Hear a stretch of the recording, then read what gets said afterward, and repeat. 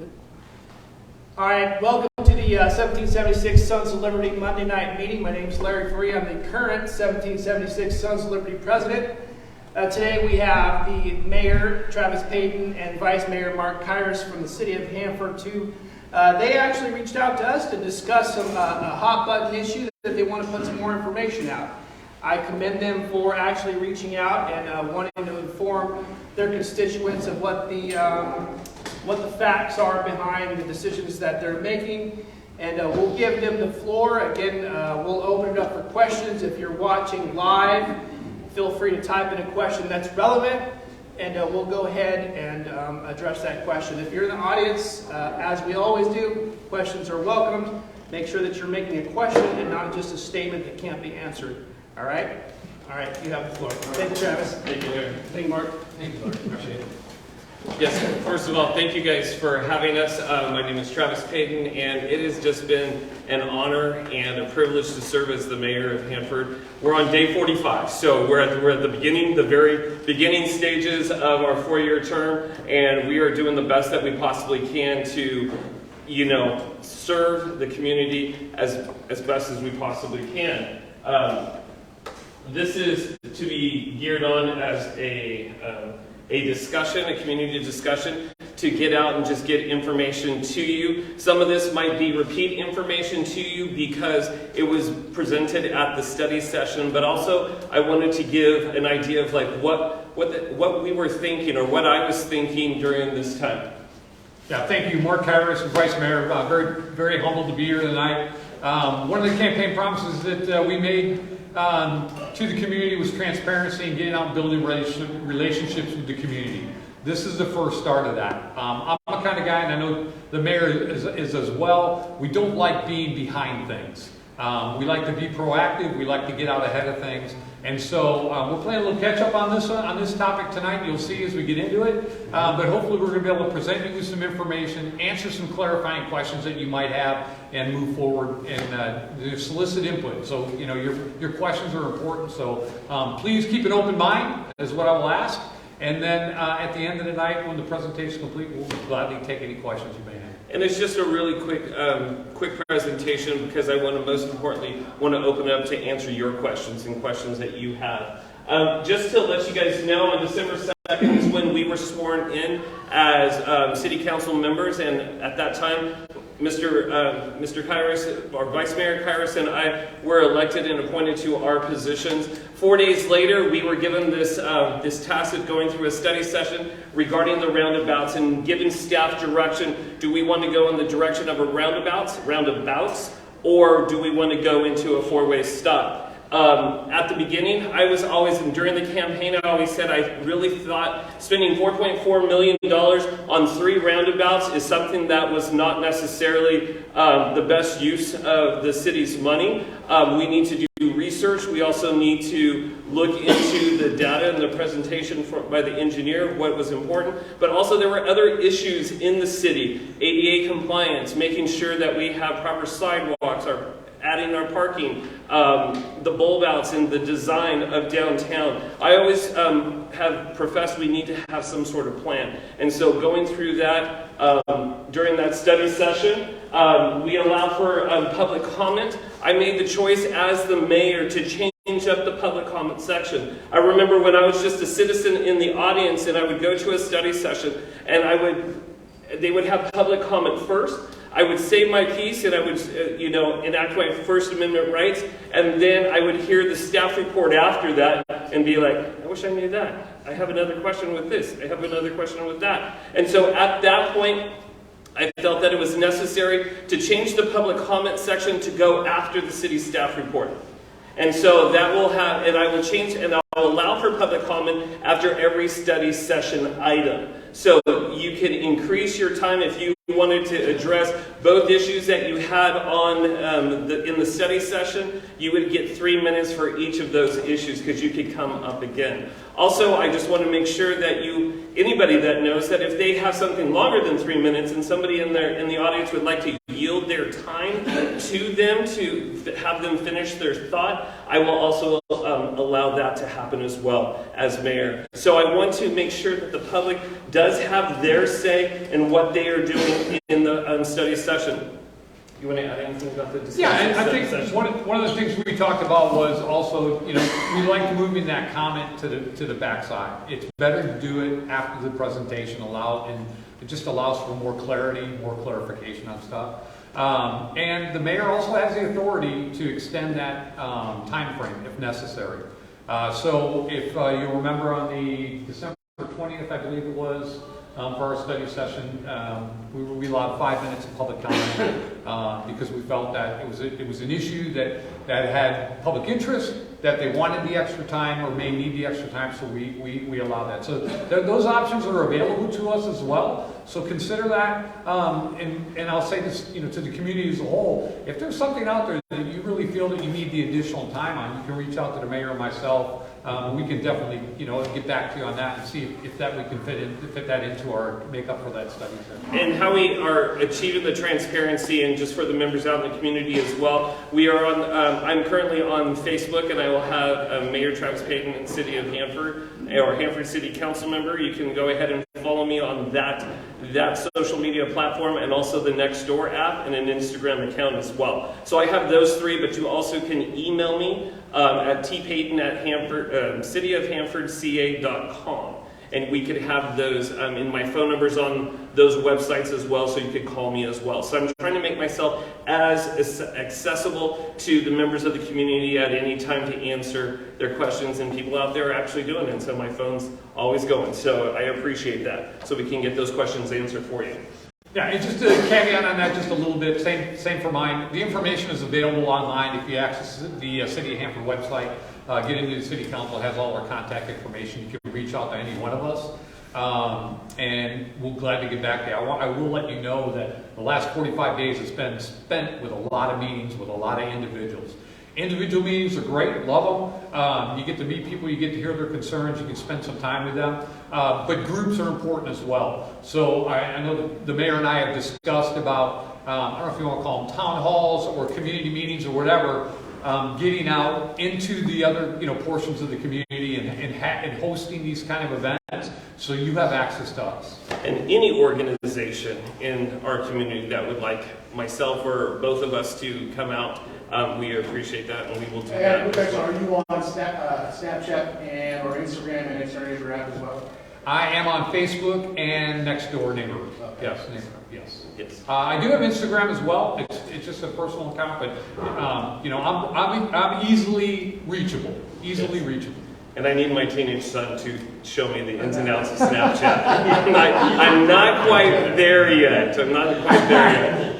So also in that December 6th meeting, I personally felt that there were some questions. We talked about adding of parking. We talked about, just this 3 roundabouts or the choices that we had, and I felt like there was more questions that needed to be had, and I was really pleased to see that the council was not going to felt rushed in making a decision, so we went ahead and postponed that to a second study session on December 20th, where Peters Engineering, who was the engineering firm that created all of the data and took for the study, or I should say the pedestrian and traffic report, the safety report, that 218-page document, and so he came back with answering the questions that we so had.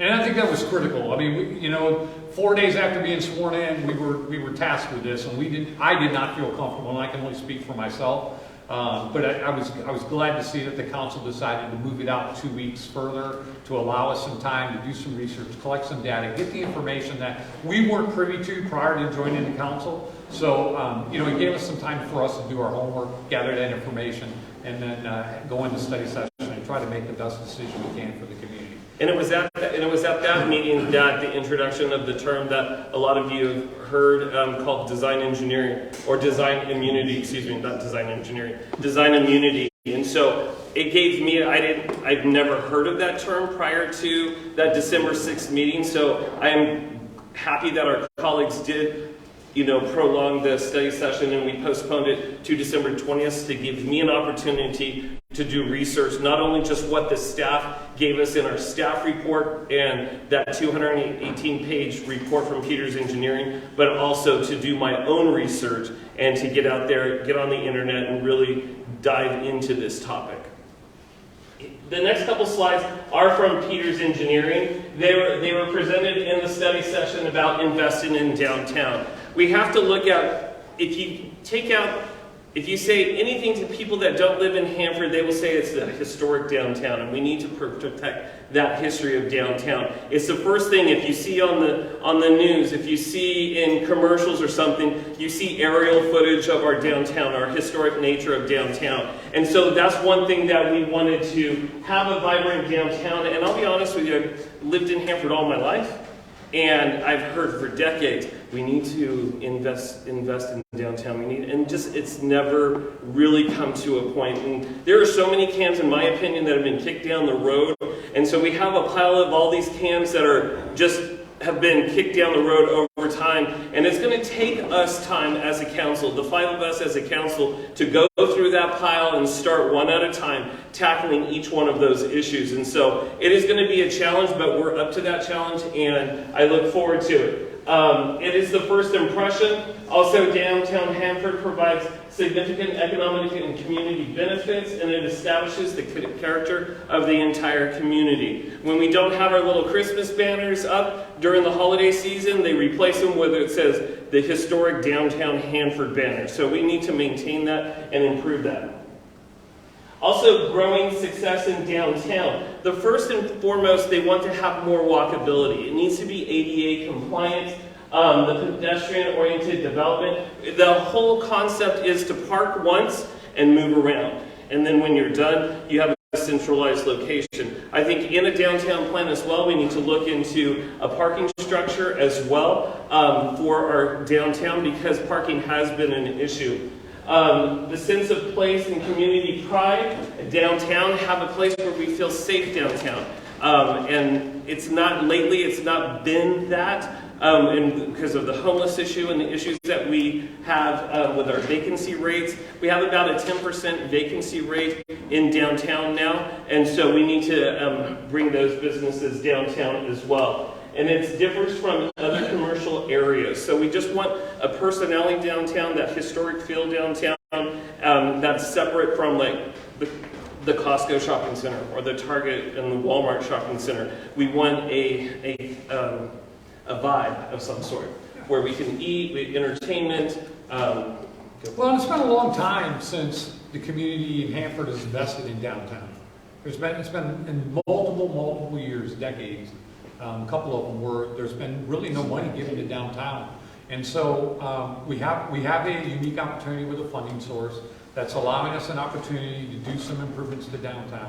And that's how this basically started. I mean, and so for me, and I think for anybody that enjoys the downtown, going into the businesses, restaurants, things like that. I mean, I love Thursday Night Marketplace, Winter Wonderland. I mean, all those things, the concerts in the park, all that stuff is important, and it's very evident by the number of people that show up to those events. So it is a draw. We want to do our best to improve that, maintain that, but also grow from it. And so when we look at these unique opportunities, we're like, okay, we want to improve. How are we going to fund that? And so how are we going to fund that endeavor of improving our downtown? First things we can, there was redevelopment fees, redevelopment funds, and those are no longer available to us. So that fund has been tapped out, so that's not an option anymore for the city of Hanford. We can go to the local, we could do tax measures, but do we want to raise our taxes? And I don't see that as something that we should do. We have a $100 million budget, going to be a little bit over a $100 million budget that we're going to be dealing with over the next 6 months. And so I know personally, being the math guy that I am, I'm delving in there and seeing where are we wasting money and what we can use it, and are we maximizing the potential of the money that we have from the citizens. Thirdly, we have improvement districts. We have private investment. Is there a private investor that wants to come down, purchase buildings, that want to improve those buildings, maintain the integrity of those buildings, and create opportunities for businesses to come in as well. So that's another option that we have. We also have what is called the HIS, the HSIP grant, Clean California grant, of the ARPA funding. So the ARPA funding is what the previous council has allocated $4.4 million into downtown. It's already appropriated, it's there. So we need to figure out what we're going to do with it. The Clean California grant, there's a RAISE grant that our deputy city manager has a short window to apply for. We feel good about this grant. It's in the next 6 weeks. He's going to be able to garner another $5 million in grants to work to input into downtown as well. We will know by June of 2023, which is in just 5 more months away, if we are a recipient of that grant as well. And then last but not least, the general fund. Where in the general fund do we say, we don't need more cops, we need to invest in downtown? Or where is that balance? Because that general fund pot is what funds our police force, which funds our parks, which funds our downtown, which funds our firemen. And so we need to make that big decision of what we're going to do with this money. I'm not in the favor of raising taxes. If we have wasteful spending over here, then we need to tackle that first before we tap into the pocketbooks of the city. And I just kind of use the analogy I tell everybody, the pot of gold, right? The pot of gold's only so big. And our job is to be good stewards of that pot of gold.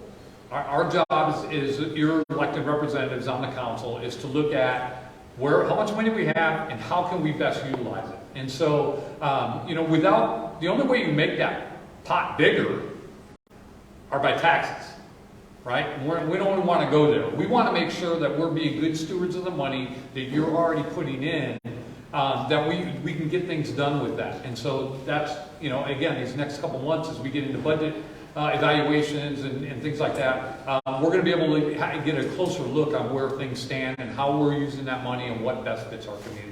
And those taxes that Vice Mayor is talking about is our property taxes and the sales tax. And how we get that sales tax is getting more and more businesses to come here, and then we have people from outside of Hanford rather shop here than in different their own town locations. That brings in the revenue for the tax revenue as well. In this last study session, or at the end of the December 6th study session, we said we need more information and we have scenarios that we want you to address. And at first it was the 3 roundabouts, and then Vice Mayor Kairis as well as Councilwoman Sharp kind of said, hey, how about a hybrid model? And so we discussed a hybrid model, but also then I initiated, hey, how about the 3 stop signs? Because that December 6th meeting, I'm still pushing for 3 stop signs. I'm still pushing for 3 stop signs. And so I knew I had to do some more research knowing about design immunity, but then I was still pushing for 3 stop signs. And so when they came back for the December 20th meeting, they gave us these 3 scenarios. The first scenario was the 3 roundabouts with lane diets. What a lane diet is moving on Dowdy Street. There's 4 lanes. It's moving them down to 2 lanes. 1 lane on either, going in either direction, because then we would increase the parking by going, instead of parallel parking, we would go diagonal parking. The second scenario was 4 stop signs. 4-way stop signs in those 3 locations, no lane diets, and they would remain a 4-lane road on Dowdy Street. And the third one was the 1 roundabout at 7th and Dowdy, and then keeping the stop signs on Dowdy and 6th and Dowdy and 8th Street. And then also having lane diets. Another thing that we learned on the December 6th meeting was that the intersection of Irwin and 7th Street and Harris and 7th Street no longer warranted those stoplights.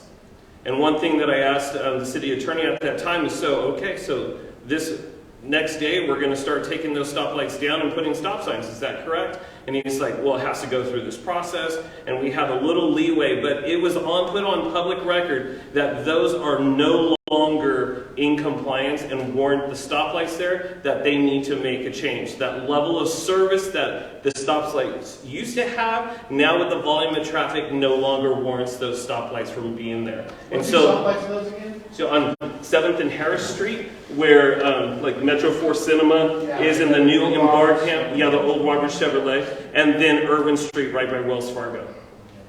Those stoplights are going to have to be removed and be put down to stop signs at that time. Yes, because they no longer provide that level of service. And just so you know, you'll hear us talk about levels of service, and that goes from an A to an F rating. A, B, C, D, including E, and then F. When you have the D, something that is rated at a level D, and it's my understanding, level D and E, you need to, as a city, start making adjustments of what you are going to do to improve the level of service back up to an A level of service. Okay, and so that's what we were looking at. So these were the 3 scenarios that we came up with. So this was a picture of the first scenario, the 3 roundabouts. And this would be $4.4 million for this set of roundabouts and a couple other intersections, being like between $100,000 and $2,000, $100,000 to $200,000 to do the bulb outs and to do some curbing. But the majority of this was all the $4.4 million. The next one was leave it as it is and continue a stop sign, but not necessarily put in all the diagonal parking that we are initially going to put in. And then the third one, which the council has come to a conclusion that we were going to tackle, is the one roundabout at Dowdy and 7th, keeping 6th Street and 8th Street a stop sign. And so the questions that we had too was, okay, you say parking, it's going to increase parking, how many spots? Because if we're going to only increase by 5 spots, it's not, in my opinion, it's not worth spending all these millions just for 5 spots of parking. So they went ahead and they gave us a scenario. And so here's the summary of the scenario. They said if you went with 3 roundabouts, you would increase it was 31 parking spots at the time, it would increase it to 54 spots, 54 parking spots. Then the scenario number 2 would go from 31 to 38 parking spots, and that was with the 4 stop signs. And scenario number 3, the hybrid model, would go from 31 to 61 parking spots.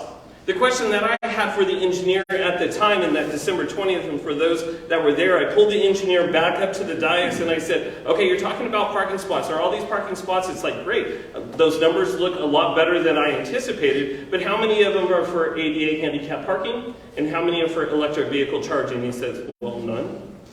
Okay, so what is the percentage? How many parking spots? He's like, well, about 1.7 parking stalls equal 1 handicap. Okay, 2 parking stalls. So really these numbers are going to be diminished when you start looking at every single block. And this is the vision that I'm thinking, that every single block on either side, if we cut it in little half blocks, you should have a handicap parking or ADA parking on either side of the street, because you're going to have somebody that needs to get on the other side. The rule, I believe, is 500 feet from the point location of the business, and so there's some legalities there that you would have to go through as well. But we needed to, and it wasn't incorporated in the numbers that were given, and I'm glad that I asked that question, because I felt like the numbers are inflated if you're not looking at the ADA parking, which is a main focus, and also the electric vehicle charging stations that we need to have by 2030. So we only have 7 more years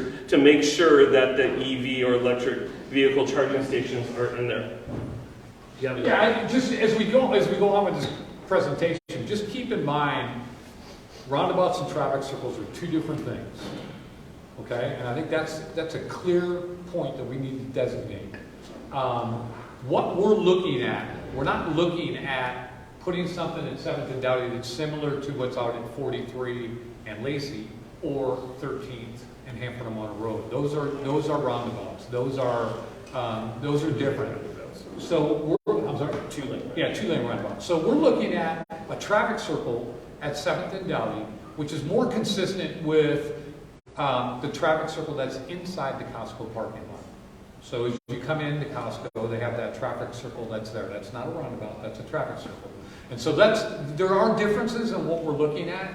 We say roundabouts, but it's really not a roundabout. It's more a traffic circle. And you'll see that, and I'm sure the mayor was going to touch on it, the level of service. I think when you get into the level of service, so we had, Peter's engineer came into the city, and we hired the consultants and the professionals to come in and evaluate the city.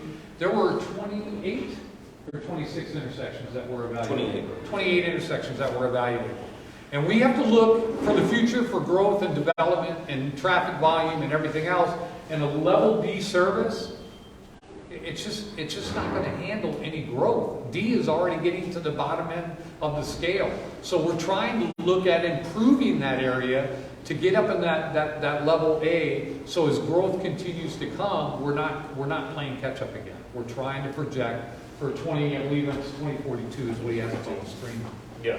And so the third layer is you see the dollar signs, and what that was saying is how much available money do you have after you input the three roundabouts in scenario number 1, which you are going to be low on funds to do anything else in other places. There'll be more money to go to other parts of downtown by choosing scenario 2 or scenario number 3.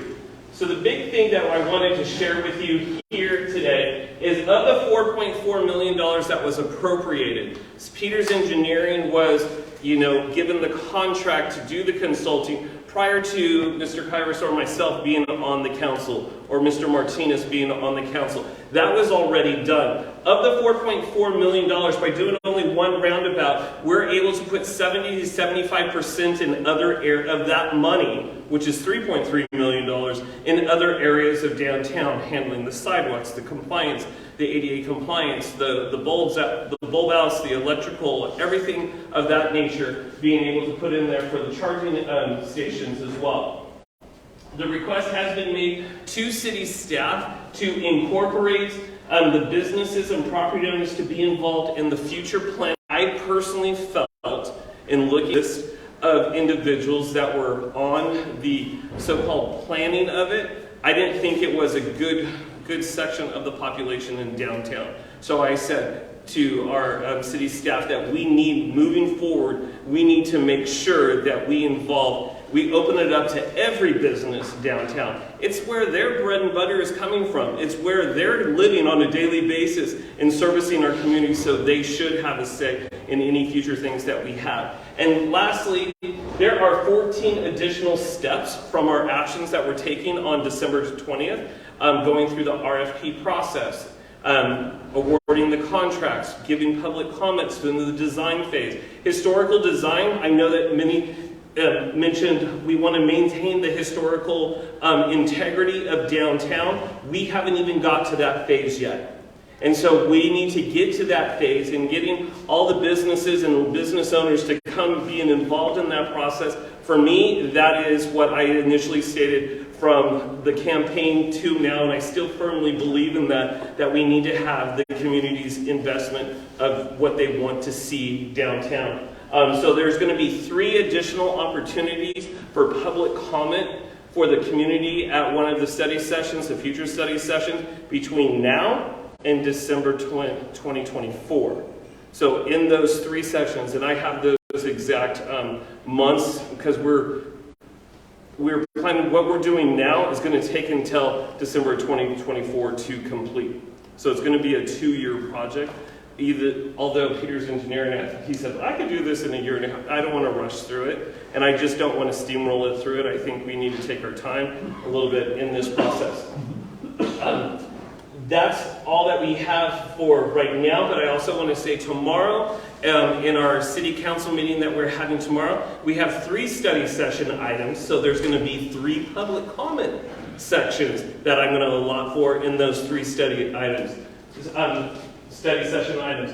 One, we're going to get an update on the sustainable groundwater, the SGMA, and the Mid-Kings River Groundwater Sustainability Agency. That's going to be one issue that we're going to talk about, is the water. We're going to talk about the criteria for opening up warming and cooling stations throughout the city. And third, we're going to talk about lengthening the public comment section from 3 minutes to 5 minutes. And we're going to have that discussion there. So those are 3 things. If you feel passionate, if members of the community want to come at 4 o'clock is when the study sessions start. They to have their input, now's the time to do that. And then we have some closed session items to handle some upcoming litigation that's coming our way. And then at 7 o'clock, we will go ahead and start our regular session that will be live streamed on social media. Do you have any questions? Yeah, no, all I'll ask is those in attendance tonight and the community, you know, there are opportunities for you to participate and stay informed and be informed of what the council is doing. There is the live stream for the city council meeting that you can participate in. We encourage you. I know not everybody can be there. We understand that. If there's questions or concerns that you have regarding any upcoming, study session or agenda item, you can get that information either Mayor Paden or myself or your council person to get that information to be brought forward for discussion during that time. So you don't necessarily have to be there. We'd love to have you there. If you're so compelled to be, we'd love to have you present. But if you can't for whatever reason, reach out to us by email, get us that information, and we'll make sure we try to address those issues as well. Yeah, just don't text us during the meeting because we don't use our phones during the meeting, so we won't see that.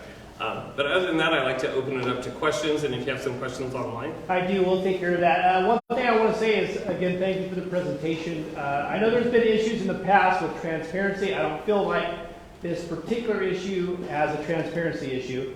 This is the second mayor, actually, that we've had come speak about roundabouts.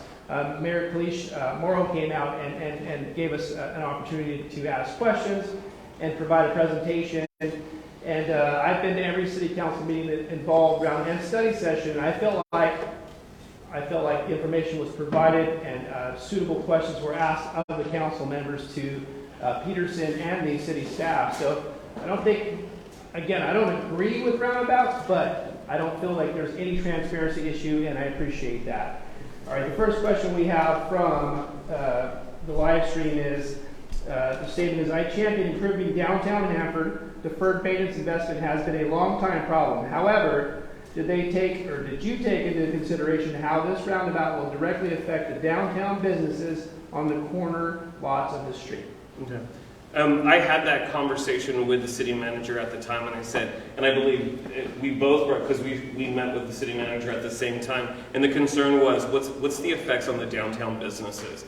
And at that time, he mentioned to us that no businesses will have to shut down their businesses. If they're working on certain areas, there will be the necessary, like if you go to like New York or big cities and you're walking over the metal plates, or you have the all of that will be put in place so people will have access to those businesses. So, and it's a viable question because, businesses are concerned, do I have to shut down during this whole year process or 2-year process? And the answer is going to be no.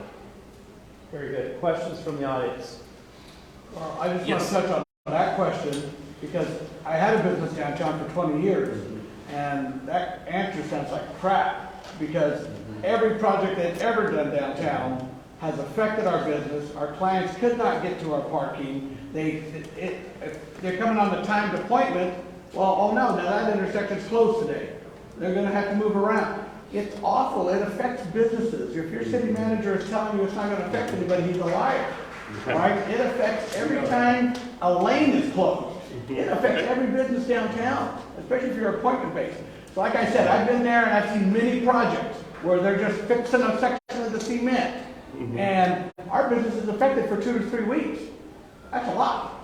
And when you're talking about a project like that, I know a couple of salons that are very near to that circle, and they're dreading it. They're like, yeah, is it going to affect my business? Yes. I'm going to try to stay open? Yes. But they know it's going to affect their income. And so if you're getting that kind of information, you better do your homework. Check with the actual businesses downtown, because they will tell you every time there's a project, they get screwed. And that's an important point that you're making, because those businesses being involved in the design process, in that process, so they will know and give that input during that time where they'll say, no, my business is going to suffer from this. How are we going to make things, right? And so I want to encourage, and if they're watching on social media, that they get involved in that design process so they know exactly what's going on. And if we have to have detours, I'm just like thinking outside the box right now, certain detours and where we're going to 7th and Dowdy is mixed up, is closed down, we need to be able to do, U-turns and come out. And so we need to, one, educate the public, have a plan to go into this, construction process, and educate the public on how's it going to be during that construction time. I have another live stream question. This question starts with a statement. In my honest opinion, a traffic circle at 6th and Dowdy and one at 8th and Dowdy would move traffic nicely. The businesses on Main Street already hurting from lockdowns would likely suffer from construction of a circle at 7th and Dowdy. Maybe that intersection could wait for another year. Definitely the downtown businesses should have a big voice. Well, I know one of the concerns, and I'll just touch on the mayor on this one. One of the concerns that I had, and we've always kind of heard the historical value of downtown Hanford. I struggled. I was opposed to the 3 traffic circles or roundabouts, whatever you want to call it. My concern was it at the intersection of 8th, where the really historic center of the community is, and how that will impact that area. I really struggle with that one. And I also looked at in the pedestrian and traffic safety plan that was put together, traffic volumes, flows, down there. We can all look at the peak time of days and things get crazy, but get away from that peak time and look at how the traffic and stuff goes through that area. It's acceptable. I mean, most people don't have a major issue with that. And so my goal was to try to stay away from that intersection as a last resort. Try to, at all costs, try to leave that area alone, because we want to encourage that walkability in that area. I mean, there's some plans, for the future of that area. And I think if things, everything comes to fruition, I think the community is going to be extremely happy with that. I'm not at liberty to discuss that, but I think there's some things that'll really improve walkability down there, business growth, development, things like that, and encourage that walkability, and that's what we're looking for. And I believe the intersection at 8th Street and Dowdy is a little bit smaller than the 7th and Dowdy intersection. And so that too is going to make it even of a tighter fit as well, and if there was a roundabout there. Yes, sir. Are there plans for more parking? Yeah. Are there lots that you guys are looking at, to be specific, for parking structures? Yes. Okay. Yes. And currently, right now, just on the stoplights, we have 5 stoplights in downtown. We have to take 3 of them out.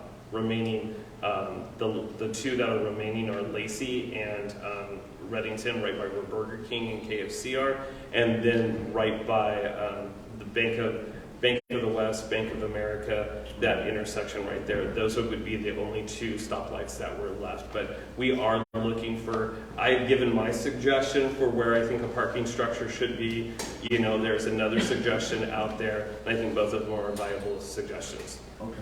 And where are you gaining these parking? I saw there's all these extra parking spots. Where are you gaining the room for these parking spots? So when you go from a parallel to a diagonal, that's where the increase is going. So parallel parking now? No, parallel. Currently it's parallel parking.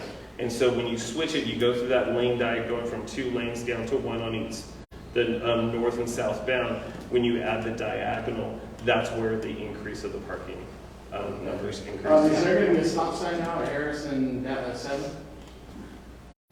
There should be, yes. Yeah, because you're going to have a launching pad. Oh, yes. Yes. You have people on these phones coming westbound, and they're coming through. There will be launching pad. That is going to be a launching pad. Another question: are you putting poles in front of those corners businesses? Because you are going to have cars that are going to. And that's all going to be discussed in this design phase. And is the owner of the building going to have to pay for those, or is that going to be the cost of this project? I would like to answer that question, but I don't think I have the info to answer that question.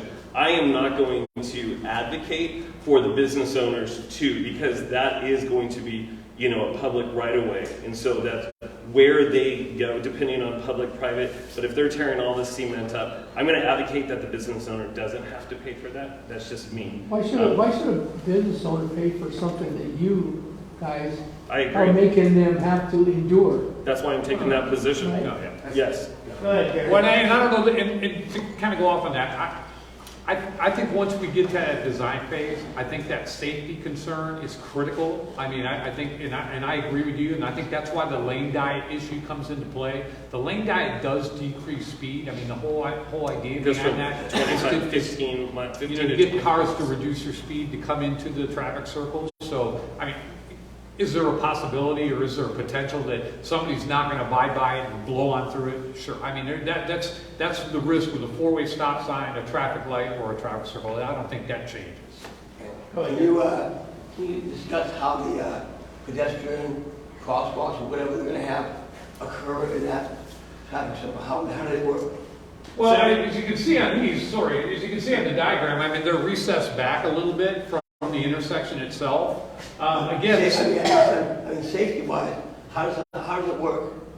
You can still cross over, but that's not watch where you got to watch for cars coming into your lane. yeah, it does, but the advantage is the lane gets smaller, it gets narrower, so it's less exposure. You still have to watch for cars coming from four different directions. And California law now, I mean, California laws regarding pedestrians and traffic streets and sidewalks and jaywalking and all that is all changed now. And so, you know, there is no They jaywalking. had free-for-all. So it's all changed. They can pretty much cross wherever they want, when they want. They're taking that risk. You know, in the, Well, there is some risk to it. Now, say you're coming, so I can point, I thought about this because I was out there Saturday, and I was looking at it. Say you're coming this way, and you decide to flip a U-ey on this, come around. Well, these people right here at the corner think that you're going to go that way, and they start to walk, and you come around the corner. flip a U-ey where? What do you mean? Just come around the circle, Go around the come around the circle. circle. Are you talking about Here, or are you going around? come all the way and go back this way. You Yes, and so with these pedestrians right here, think that when they see you in, they think you're going straight, so they're starting to cross.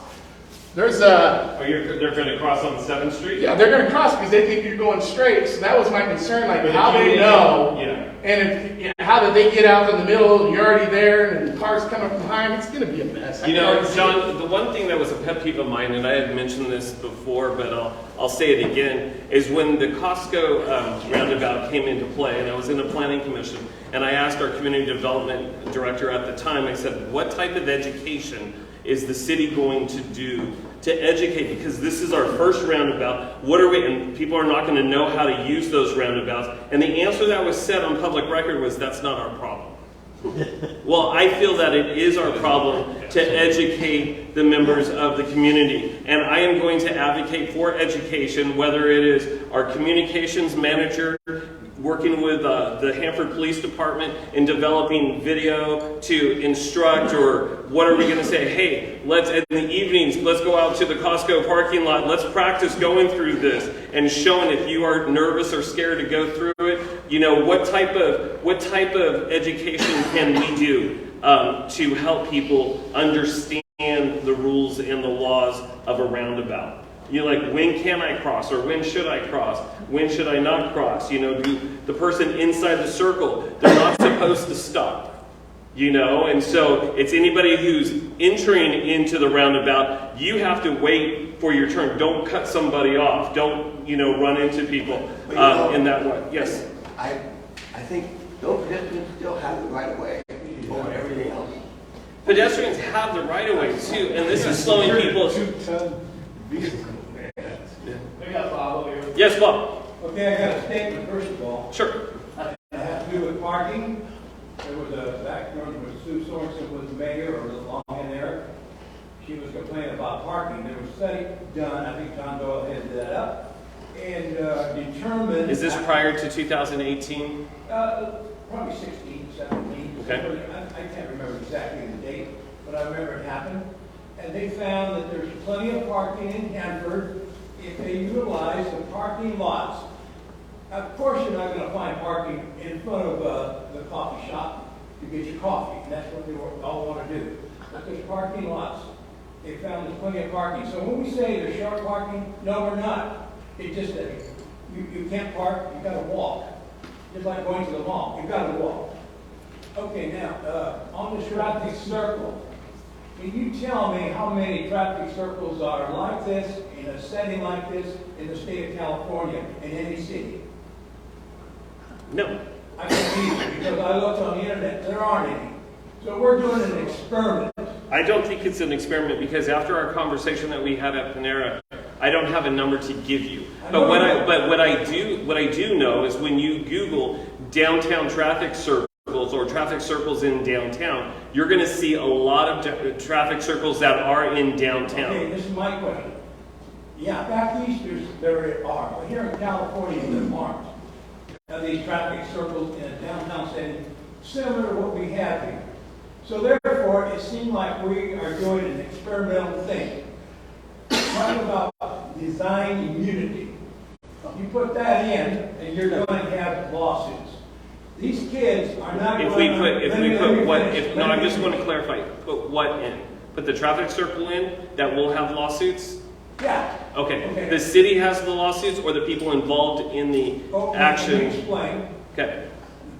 I believe that these traffic circles will enhance the problem with lawsuits based on the public does not know how to use them. Children don't understand. Young, like 8-year-olds, 7-year-olds, they don't understand right-of-ways. All they know is red, you stop, green, you go. They don't understand that. They're at the mercy of the drivers to give them the right-of-way to cross the street. So there's going to be accidents. It's proven in studies that traffic circles increase. It's safer for the vehicular traffic, but more dangerous for the pedestrians. And what do we want downtown? Pedestrians, because they're the ones that spend the money. So, what resource did you see that so I could look that up? Because I just looked on the internet. Okay. I just read it and Okay. so forth. I probably have a picture of it. Okay. Please send me that link because I would like to look into that as well. And okay. That pedestrians, and I never hear you talk about the pedestrians. It's all, it's all about traffic, and it does run smoother for traffic. And if they do have accidents, they're minor because they go in the same direction versus four-way stops or signal lights because they T-bone each other. But with 25-mile-an-hour speed alone, you don't have that kind of issue. Not as much. I mean, it happens. But pedestrians is what I'm concerned about, and that's what the merchants want. Pedestrians, they don't want traffic. Traffic drives down to Costco or Walmart, but pedestrians spend money downtown. So you're taking that away from them. People won't want to use it because of the complications. I wouldn't want my young grandchildren down there crossing the street at a circle. Would not, because you're at the mercy of the drivers because of the right-of-way issue. But there's, in California, why are we going to be the first city to put up a traffic circle in our city and be the experiment for everybody else? And what happens if it fails? Another $2 million to take it out? So that's why I'm against it. Okay, and I totally understand your comments, and so let's talk about the pedestrian safety first. I think that's where we get into the design phase and where we have to also rely on the experts and the consultants and the engineers to provide us with that data. We haven't gotten to that point yet. I think that's a great question that I will add to the list to make sure that when we get to that point that we address those issues. Whether or not we put in a flashing beacon when the pedestrian's trying to cross or whatever, I don't know what that answer is. I'm not the expert there, but I think that's a great, valuable question to look at. And so I trust me, the pedestrian safety down there, when we're talking about walkability, we're talking about improvement of quality of life and things like that, all that has to be considered. And I can promise you that we will look into that and we will get those answers. We're just not at that point yet. And the hardest thing I think on the council is that we have to be correct 100% of the time. Yeah. We have to protect our city and we have to protect our tax dollars. And we look at design immunity. Design immunity will go for a pedestrian as well as the traffic.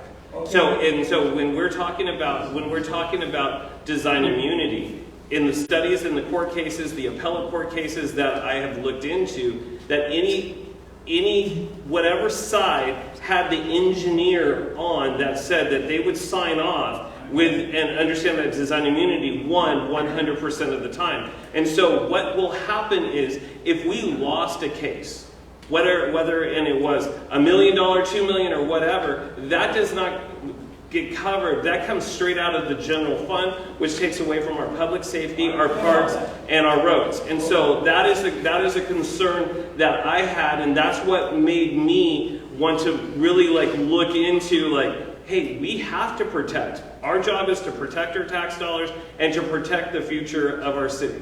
Let's back up just a little bit. Suppose we didn't have this ARPA money. Okay. It's 4.4 million, which was 13.4 or something like that. 8 million was taken out to the general fund. Supposed to be 5.4 million left, and I hear about 4.4. I don't know where the other million went, but funny math. But anyway, my point is... And I will look into that when we get into the budget. My point is, if we didn't have this ARPA money, we wouldn't be talking about changing. We wouldn't be facing all design immunity. We wouldn't be talking about a D-series intersection or any of the others. It wouldn't be an issue. But we know we have to fix them when we get the money. Now we've got the money. Let's just stay with what we've got. Signal lights, make them a compliant, and so be it. And you don't have to worry about design immunity. Well, the reason why we cannot put signal lights at those locations is because the roads are not wide enough. You need another lane to go on a protected left turn. We don't have that. Been working all these years. Well, it's in place. It's in place. Yes, it's the laws are changing. It wasn't, we met the warrants, but because the laws are changing of what constitutes the war, even though if we didn't have the ARPA funds, and we did not, get into even the rounds, our level of service would still be at that D level. I mean, right now, the light right now is at a D or E level. Cut traffic down one way, and that'll cut traffic down. According to the study that was done, the one ways, and I looked into that as well, because that's what I had Who did the study? Peters Engineering. So you got a study from one group? We hired a consultant. It's $50,000. We hired a consultant. How much for that consultant? It was 50. 50,000. 50,000 to tell whether a one-way street would be good or not. Well, they would say they said it would increase the speeds as opposed to decreasing the speeds. Travis, the issue is, I agree with Bob, do we need a traffic jam at the signal? No, but I'm gonna go from the other side of the fence. If I'm gonna take my kid down there, and I'm a parent, then dang it, I need to watch the traffic going around the circle, instead of saying, well, those cars are gonna watch out. It don't happen. As a parent, I need to watch out for my kids, I need to watch out for my wife. I don't agree with it, but we need to be more cognizant of the traffic. Sure. 43, they don't have no traffic yet because they don't have the train out there. It may change once the train gets out there, it may change. I don't look for that. People drive out there, they're not gonna walk out there. Yeah, there are no pedestrians out there. Well, when the train comes in, there's not gonna be pedestrians anyway, Let but me there's a difference in the two, I'm gonna digress, there's a difference in the two roundabouts. Two-way traffic roundabout at 13, because they got a double lane going around. 43 is a single lane. I have had people going the wrong way coming at me on that circle. People are stupid, I'm sorry. They drive crazy, they don't realize where they're going. And that's where I think the city has a responsibility to promote the education and how to drive into the roundabouts. Several years ago, I went to New Zealand, and they have hundreds of roundabouts. That's their whole country's roundabouts. And the guy I was riding with in the car, he said, the problem with, and he told America is, they don't understand. You look to where the cars are coming, you don't look where the cars are at. You need to watch where the cars are coming at you, so you don't run into somebody. We don't do that. We look. Like stop sign. Yeah, I've got to watch everybody. No, you don't. Here's the bottom line for me, guys, is I know that you guys knew just improving one roundabout was going to cause a lot of grief for you, right? I know that you got a lot of public input, and I know that 90% of that input says don't put roundabouts downtown. Okay, so tell me what made you guys pick the roundabout when you knew it was going to cause you guys personal and political grief, right? There had to be a reason, because it's easy to say no. I don't want to deal with the public and just say no. So there's gotta be a what's in it for you to choose to make it worth going through all the crap. Was So, the grade, was the grade. yeah. What was it for you guys to say yes to the Well, I- one roundabout? I'll respectfully disagree with you on the 90% that you referenced. Give me a percentage. I've, Before we move on, give me a percentage of. well, I haven't kept track of the numbers, but I know the people that I've spoken to, and after I've had the conversation and gone over the information with them, they're like, okay, I don't like it, but I get it. They understand it. So, yeah, I mean, there's a lot of factors, I think, that come into play. You know, and I think I told you before the meeting tonight, you know, governance is choice. It's compromise, it's making choices, but it's also doing what's right for the community. And when we're looking at safety, and trust me, I come from the public safety side of things. I don't want kids getting hurt at the intersection. I don't want traffic collisions. I really don't. I mean, but there's an educational component on that needs to be addressed as well, and we need to get out ahead of that. And that, I think, you know, we've already discussed that with city staff and looking at avenues to do that. So, you know, was it I say a controversial decision? I mean, I guess is the best way I can describe it. I mean, some people are, and all I've asked people is keep an open mind. You know, I mean, I've spoken with business owners that in other cities that were against them, and then now they're there, and they're like, man, it's the best thing that ever happened. So, you know, I mean, there's two sides of the coin. For me, it was looking at. I just lost my train of thought. What do you base your decision on? Base my decision on. When I based my decision on, I really had to look at, you know, how are we going to effectively use this money? I still forget what my. Well, we'll come back. Come back to me on that one because why am I'm going through like a blank. And there's a lot of things that came into the decision, right? I mean, we you know, that was part of the reason we bumped the study session from the 6th to the 20th. We wanted to gain that information. Design immunity came up. That was, there is a factor involved in it.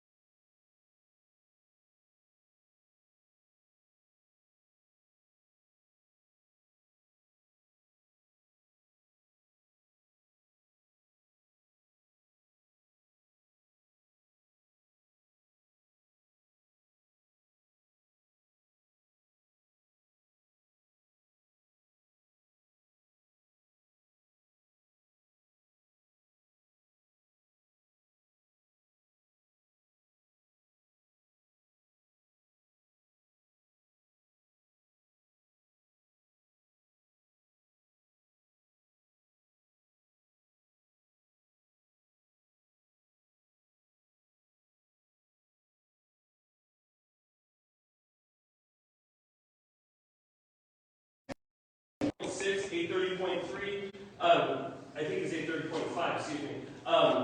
That's what they're going to be using in the court of law, is those government codes, those standards that each engineer has to go through and say, did they meet this criteria? It's very, like, here are the research, here are the previous case laws that came forward. That's what they're going to use, and they're not going to use an opinion. The opinion is going to be more so because we're not the experts. We have to rely on the consultants. We have to rely on the engineers to give us that necessary information. And so the hardest part is making sure that we have to look at all different aspects. And if we're putting our city, because if we lose one case and we're out a couple million, we're going to have to go put the roundabout and get it up to compliance. So we lose the money out of the general fund. Then we have to put the roundabout in, and then until that roundabout is put in place and we're back up to code, we're susceptible to more and more litigation. Where I was going to finish with this is, staff has done so much work on this without the three of you. You weren't in the closed sessions. There was many of those, because the negotiations just to hire that contract was a closed session. So you guys have been not privy to all the information. In 2 weeks' time, two meetings, I don't see how the staff is saying, why don't we put this off? Every month I get a statement on my water bill now that I moved in high-speed rail bought my house. So I've been through a fiasco already with government in the domain. And we get a water bill. I put a notice in there. And why did they suggest to staff, let's put a notice in the water bills, and then the people can't come to us. They don't know. I mean, you and I have been talking just one day, you said there was 8 meetings or 9 meetings. It's great for you and I to know that. But I can guarantee my neighbors didn't even know about what was going on. And I live next door. And again, shame on him? No, it's shame on us for not notifying him. I listened to part of the North Star thing, and I thought, wow, this new board is going to get in there. This will not happen. Everybody's going to be up to speed. And when I listened 4 hours yesterday to the meeting on the 20th, all I was hoping the staff would say, you know what, let's back up a little bit. The cattle's not out of the corral yet, but when they're out, they're running. And we can't get them back in. Once you give the staff direction to do something, they're going to go ahead on and get it done, because that's what they do.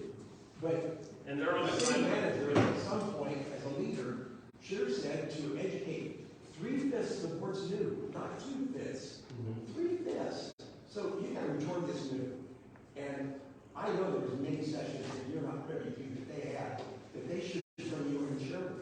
That's my feeling. I don't like that word educate. The city manager is not educated. They're supposed to present the facts, present what's going on. You guys need to look at the speakers at the podium. Yeah, go ahead, Nick, and then we'll get you on. Just a couple of things. At the city council meetings, I brought up that the previous council was concerned about litigation from North Star, which is why they went on with it. And again, you're being concerned about litigation than what you're hearing from what I'm hearing here. Second, I think you should contact every business that's downtown by letter or whatever, and get them in a personal meeting with the council and get their opinion as to what you should be focusing on, their concerns. Not just saying, oh yeah, we'll walk around, but they should be notified and come to you with their concerns, and especially the safety concerns about corners and stuff like that with the entries into like the jewelry shop. And third, this is something totally different. Friends of mine have a daughter who married a sailor down in San Diego, and they bought a home in Chula Vista. Chula Vista is going crazy with building new stuff. And I've got to say, we went down to visit them. There was a roundabout at every corner. Traffic moved really well. They were in residential areas. There were kids. There were people walking on the sidewalks. They got used to it. They knew what was going on. So if this happens and our community has to deal with it, I saw it working in Chula Vista and it works well. People just have to get used to it and they have to learn how to go about it. There's definitely going to be a learning curve. But there is a learning curve, and I know it works, but that doesn't alleviate the problems that I'm seeing about worrying about litigation and just jumping into that and not worrying about the historical aspect at all. I did go to every single business in that area, from Kelly, the deli, all the way to Sushi Samurai, and all of those businesses there, and talked to the owners or the people that were there. I'll be honest with you, there were some that were adamantly opposed to it. Some were, adamantly for it. And the majority of them was just kind of like, it's whatever, I mean, I really don't have an opinion either way or not. And so, I'm, doing my data and collecting and who I'm talking to and talking to the businesses, they were more concerned, like, can I have outdoor dining in front of my restaurant more so than this? I want to have this, or I'd rather have 88, I want 88 parking as well. That diagonal, there'll be more people that can come in front of our business. That's what their concerns are going back and forth. So, Well, and I just want to kind of touch on something that's been mentioned a lot tonight, and that was talking about the design community. Okay, that is not the reason we made the decision, or for me, that is not the reason I made the decision I made. Was it a factor? Was it a component in my decision-making process? Sure, of course. But it wasn't the reason I voted the way I voted. I come from 30 years of traffic safety. Okay, worked for the California Patrol for 30 years.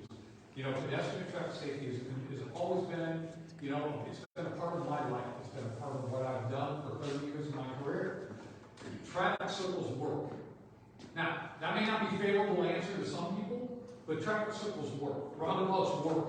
There's benefits to them, and I think as you see, as we move forward as a community, as a state, as a nation, you're going to see more and more getting away from signalized intersections, going into roundabouts and traffic circles. I think that's the direction for free-flowing traffic. and as I said, there are 14 other steps.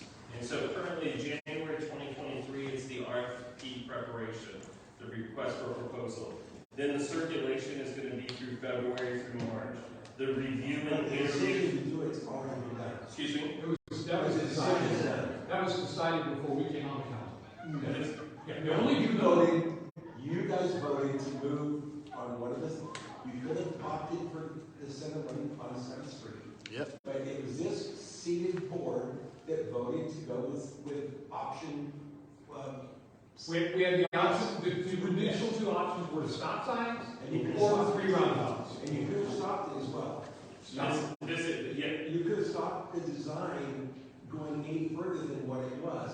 You, as a board, could have done that. The vote was given on the 20th or whatever the last vote was. Sure. I watched the vote before it was. So all I'm saying is, at some point, there could have been a little bit more input from just taking the time from the community. But now that it's in the public that they are out of compliance, what do we do as a city then? Well, what options did you give us? What options did you give the community? Well, I should say the engineer told us, based on, they looked at one-way streets, they looked at stop signs, they looked at, signal lights, whether they were warranted or not. They looked at the traffic circles.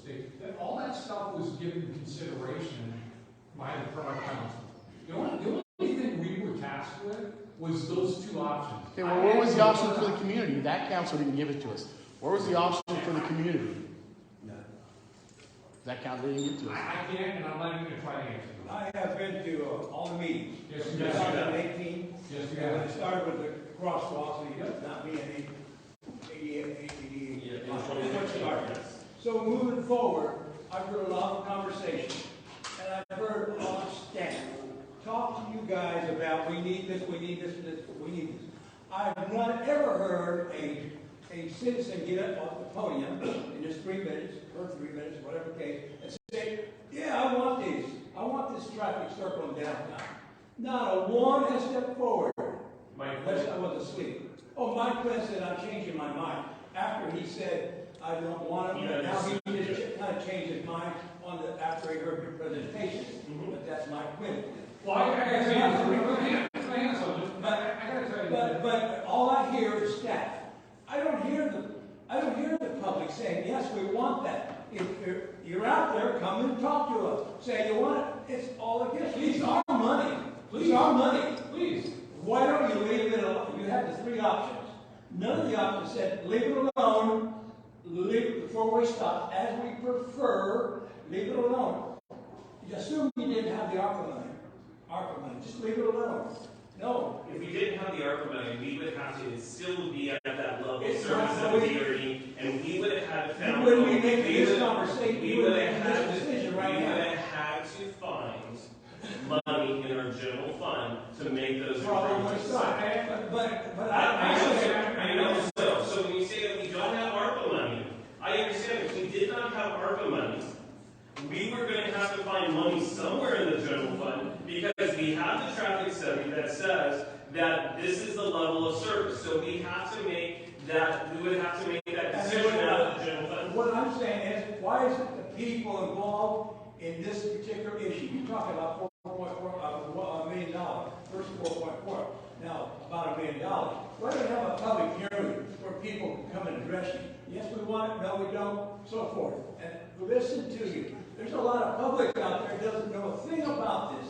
And in our conversation that you and I had this last week, you were surprised at how many people of the community did not show up at the study session. Well, I can't say that. People of this community need to show up. Come on, 4 o'clock on a Tuesday, people got family, kids, sports. Come on, that's hard to make for a lot of people. That's what I said, there's avenues and.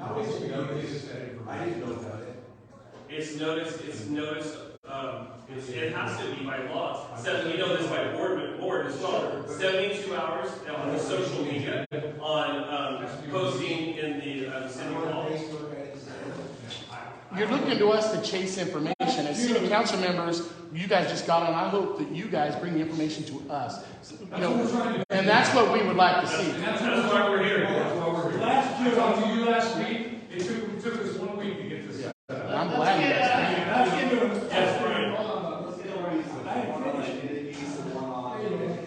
Sure. So, let's understand the immunity piece. So, as Peter's engineering gave you a recommendation, if you did not take action on that, you're liable for litigation. I asked him in the study session, I said, because it needed to be accurate and reasonable in the public court cases, and I asked him the exact same question. Would you sign off on this scenario? And I went through each of the 3 scenarios, and I said, would you sign off on scenario number 1? He said, yes, I would. Would you sign off on scenario 2 with the 3 stop sign? He goes, no, I would not. And because of the level of service, I cannot sign off on that. Would you sign off on the scenario number 3? And he says, yes, I would. So right away, he is already saying to us that he would not, in court of law, sign off on that. Therefore, he's on the prosecution side instead of our defense side, where the city would be. Is that fine? So Spire begin to. No, the engineer, the consultant. What was Ty's position? Fire begin. Ty's position on December 6th was just introducing what he discovered prior to, and I asked why. I asked the city manager, I said, why did we not know this prior to? And he says, I had just found out about it, 30 minutes before the study session began about design immunity. So he had Ty talk to us in the study session to introduce us to design immunity and to look at that. Excuse me. And that's why we did not make a decision then. We went ahead and tabled it to the next week. Let's leave. Flip side of that, you put the roundabout in, pedestrians start getting hit, there's an accident, who's at litigation at that point? It would not be, it would be between the person that got hit and the person that because the city, they cannot put it as fault of the design, the reason why somebody got hit. Look, I'm saying an attorney that would say, well, this is an experiment. You put an experiment in, so you're liable. And that's what you have. Now, what he says, he had traffic service in a residential area. I'm talking about a commercial area. Okay, Trucks and buses going. Here's what we're going to do. We're going to take how many of these guys closing statements, all right? And then if they want to stay around and answer questions, I have no problem with that. But I want to close our live down.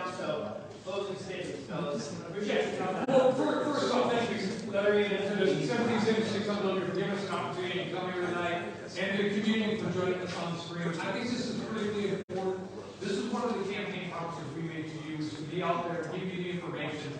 You know, like I said, I am a proactive guy, I'm not a reactive guy.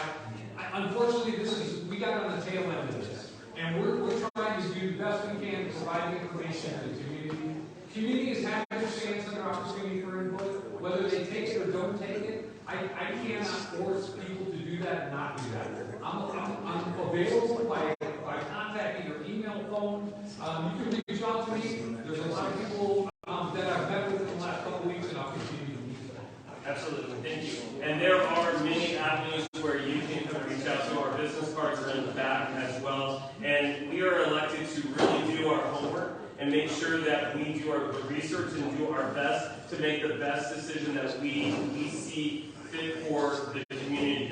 And when our hands are tied and when our hands are not so tied. And we are out there for you, and please reach out to us. As I said, there are going to be 3 additional opportunities in June, July, August, and October for the communities to come into the study sessions and to really talk about get involved. I really want to get the businesses involved in the design process and to have those conversations and those talk back and forth to see what is the best thing for their businesses.